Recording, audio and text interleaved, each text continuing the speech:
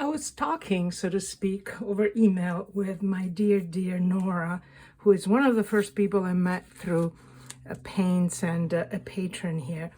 And we're talking about how we often don't feel like painting and we have all these paints. And I said, half in jest, I should do a video on how to use your paint when you don't want to paint. And yes, I was kind of kidding, but I was also thinking of those of us who have a lot more paints than we'll ever use in our lifetime, let's be honest. And I don't especially encourage people to buy more than they need, but the word need, as we know who collect anything really, not just paints, is a very vague one. So I thought, again in jest, how about I do a video on how to use paint when you don't want to paint? There's only so many things you can do with paint, right? So it's not like I can do a video of cooking with your paints or anything like that. However, we tend to be, I know I'm not alone in this, we tend to be parsimonious, shall we say, with the things we consider precious. We don't want to use them except when we feel like we deserve them. And I certainly feel that way, especially about paper, but also about paint, even though I obviously have so much. So this video is to encourage you to use it up. Use it up. This is an example of something I don't really do much with hot pressed, but I wanted to have some, but this was quite expensive and it's beautiful paper. And I'm like, oh, I want to keep it for when I know how to paint on hot pressed paper. Well, how am I going to learn if I don't use it? And you know how I feel about using bad paper. I mean, not all paper, in fact, no paper is always bad. But plenty of paper that's sold as watercolor paper is not really ideal, at least for the kind of watercolor painting I do, which is layered. So let's pretend that we really want to use up these paints. And we really don't feel like painting much. But at the same time, we want to share what we do, right? So this is my, I finally get to the point.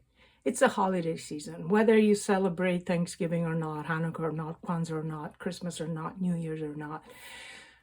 I bet most of you celebrate something this time. And if you don't celebrate any of the traditional holidays, just celebrate life and the fact that we're still here now and able to put pencil or, as the case may be, paint to paper. And just do it. Do that without, and I really prepared for this video by not preparing. In fact, even my water is a little dirty. So to obviate for that without stopping the video, I'm just going to spray some clean water. I am going to use a brush that may or may not be clean. Okay, it's clean. And spread it. Now, this is hot pressed paper. Probably not ideal for this kind of work because hot pressed paper is what, for example, botanical artists prefer because it allows for precision. As you see, I'm spreading the water, not just because it feels good and not just because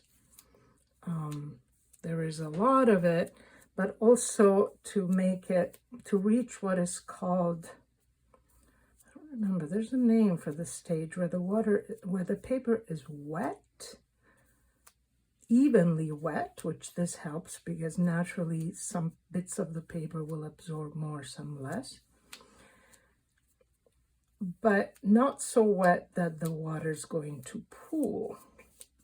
Now, even though this is glued on 4 sides, this is the reason why I never really buy these, because you can't really count on it keeping the paper completely flat. And you can see it here, it's buckling a little bit.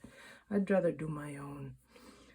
Now, when you work wet into wet, you don't want to use a lot of water if you want to control it, but we don't really care about controlling. So here are this is my reasoning. I put these paints in these gorgeous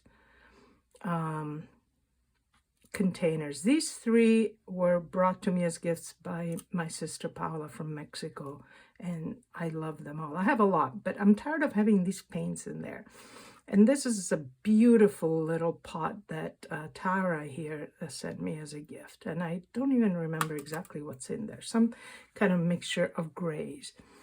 So with mysterious bits. So I am going to paint by not painting. And I'm just going to drop these paints that I want to get rid of because, oops, because I want access to these containers. I want to clean them up. This is the Yin Min Red. I don't know exactly what it's called. It has a different name, but it's also that rare, expensive new pigment. And this is Yin Min Blue from, I didn't make either of these. The Yin Min Blue is from Schminke, and it was getting ruined in the tube. Go figure. See, it's already drying. It was getting ruined, so I had to pour it out. I'm probably not going to finish that.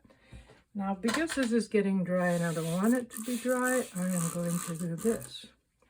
And this, my friends, is called playing, using up your paints without worrying about wastefulness.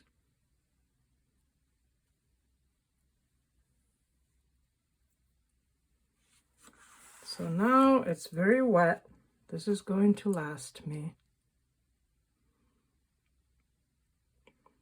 It's so wet that I totally don't control it. But because you don't control it, you don't really have to feel like, oh, this is coming out nice or not. But see the buckling? This is probably not the best paper for this. Then again, it's kind of fun. It's creating a little river there. I don't remember what this gray is. I think it's a mixture. It's one of my scrapings. But look how beautiful it is.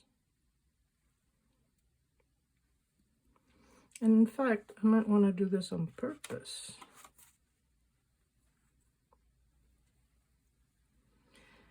You know, you'll end up with some nice color on a piece of paper that you can send as a holiday card or a thank you card. What happens when they mix? You'll get some natural mixes.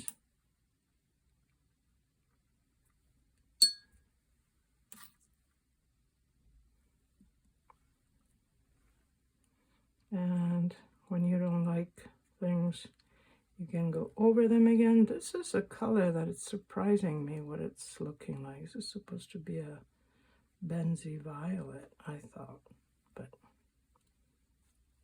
decided to change.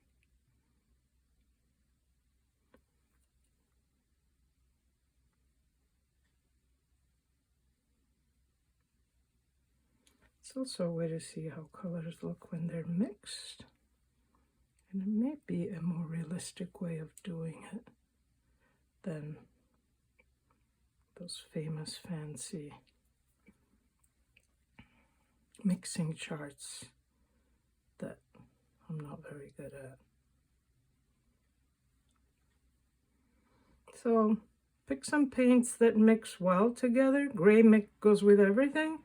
Black goes with everything in clothes, but in painting it has a tendency to take over. Use lots of water.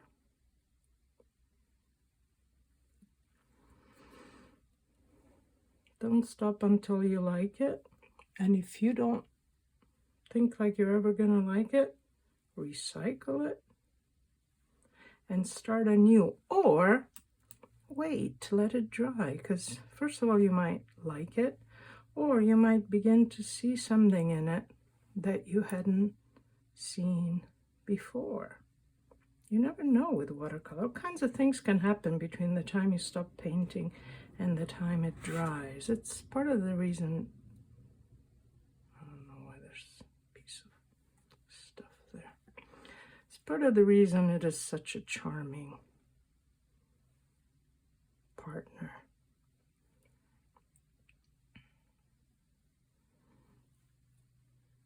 I like that there's these white bits, but will I be able to leave well enough alone? You never know. These are not holiday colors, but who cares? And you can always cut it to just keep the part you like. And you can go over with the, oh look, I'm succeeding. One of them is almost done. The most expensive of all. But it's just been sitting there for a while. I'm trying to clean. As long as it's wet, you can add.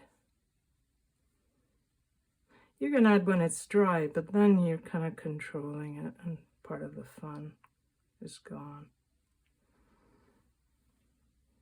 I keep getting rid of this water at the bottom, but you don't have to.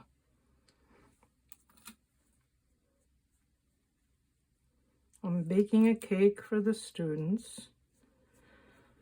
So while I paint this, the house is getting beautifully scented with chocolate. And that's it. I didn't use a lot. If you go bigger, you use more. But you don't feel like painting, but you want to use up some paint, here you go. Pick 3 or 4 that go well together. Some of them you may decide to leave out. Some of them you may use more than you thought.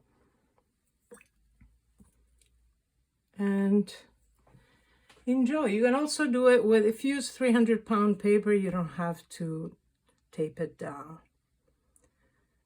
Granulation. I'm gonna play with granulation fluid next time and see what happens, since I've had some for years that I don't use, since colors seem to granulate quite happily all on their own. Thank you so much.